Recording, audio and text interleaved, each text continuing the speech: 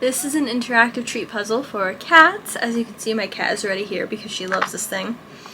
And I'm going to show you how this works and show you how my cat can solve it. My cat's an Oriental Shorthair and they're naturally a smarter breed, but I have two other American Shorthairs and they were able to solve this too. But this gives great enrichment, especially to smarter cats. If you have like a smarter cat that needs more enrichment or more things to like do or interact with, this is great for those types of cats.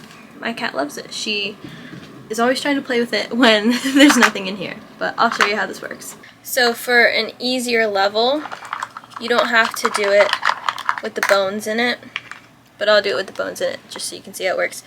These slide, and these have compartments underneath, which is where you put the treats, or I'm just going to be using dry food today. And these also open up to hide treats. To get it ready, you would put one under there, one under there, one under each of these, and then fill these up. And then you put them in the middle and cover it with the bones. And now you're ready for your cat to solve it.